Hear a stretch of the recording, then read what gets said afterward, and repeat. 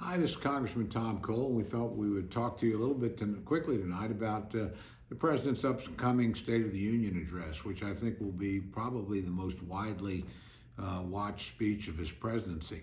The President is delivering this by accident or happenstance at a moment of great international crisis.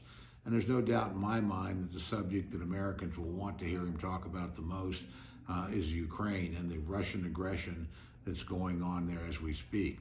The president undoubtedly will address that topic. I have no doubt he will condemn Russian aggression, and I have no doubt he will appeal to our friends and allies to stand with Ukraine, and I suspect he will also urge that additional sanctions be levied on the Russians and that additional humanitarian and lethal military aid be sent to Ukraine. I think he's right to do all those things.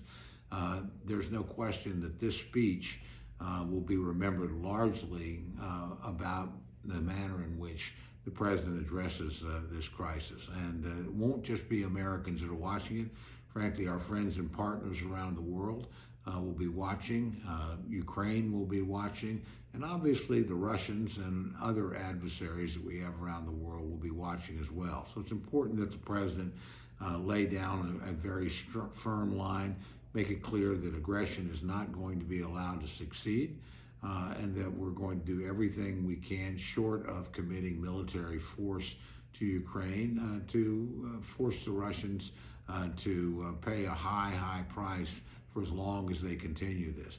I would hope the president also announces an effort and a resolve to eliminate the importation of Russian energy into our own country.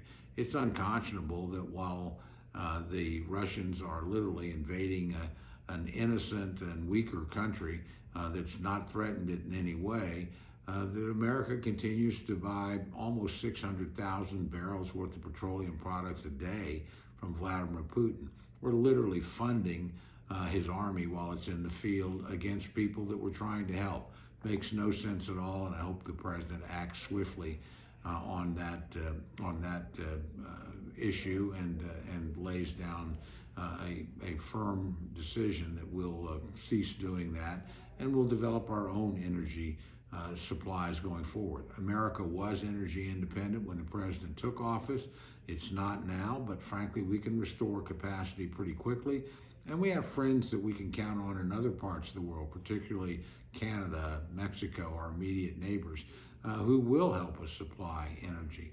Toward that end, it would also be good if the president reversed some of his own policies that were laid down at the beginning of his administration, where we stopped the exploration and drilling for additional oil and gas on federal lands. That's about a fifth of the entire land mass of the United States and off our shores. And also did things like greenlight the XL Keystone pipeline, which would have enabled the Canadians to spend over 800,000 barrels a day of additional petroleum to the United States. So a lot of things on that front I would expect the president to do. I hope the president doesn't attempt to rewrite or whitewash some of the challenges that we face in other areas. We're facing the highest level of inflation we have in 40 years. That's due, frankly, to policies that he and the Democratic majority initiated. They flat overspent when we were recovering, and the American Rescue Plan contributed greatly to the high prices that Americans are paying at the pump, at the grocery store, in terms of their rent or their mortgage payments. And they're probably going to necessitate higher interest rates going forward. All those are a result of bad policies, not of uncontrollable international conditions. I would also hope the president tells us he wants to rethink our policies on the southern border. The number of people entering the country illegally has more than quadrupled in the last year, and the amount of drugs and bad actors coming across our border have also increased exponentially. That needs to stop, and the president needs to reverse the policies that he engaged in that area. Finally, there's the pandemic, and this has been an ongoing crisis for two administrations, quite frankly. Americans, I think, have had enough of restrictions, and I'm frankly glad that the president and the speaker have decided tonight we can be in the chamber without masks.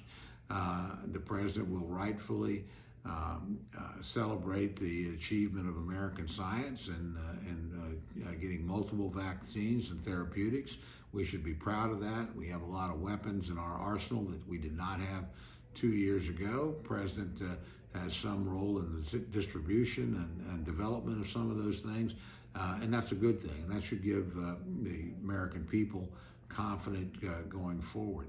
Finally, I would hope the president talks about ways in which we can work together to confront the problems that we have.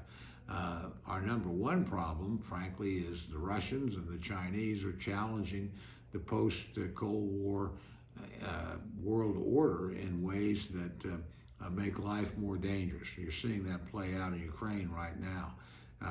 To discourage them, we need a stronger defense than the president originally called for in his first budget.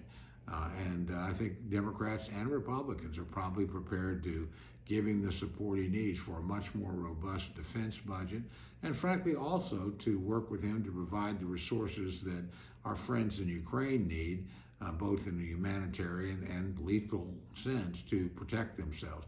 So there's certainly some areas that the president could lay out where we could go forward, but you got to be clear-eyed about the challenges that we face, recognize when some things have worked and others have not, and make the course corrections accordingly. So it's my hope the president will do that tonight.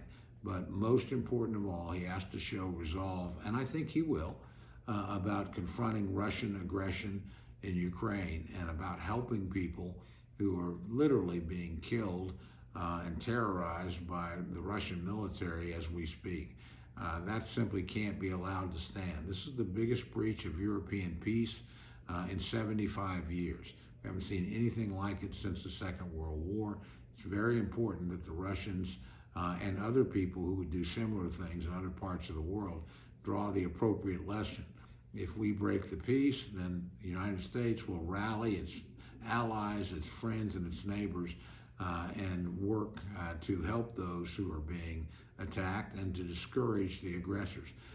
Let me end by also saying we ought to take time as Americans to thank our European friends and allies. I've been astonished at the European response to this. The fact that Germany has been willing to send weapons to the Ukraine to help resist. The fact that threatened frontline countries like Latvia and Lithuania and Estonia have done the same, knowing that they were going to anger the Russians.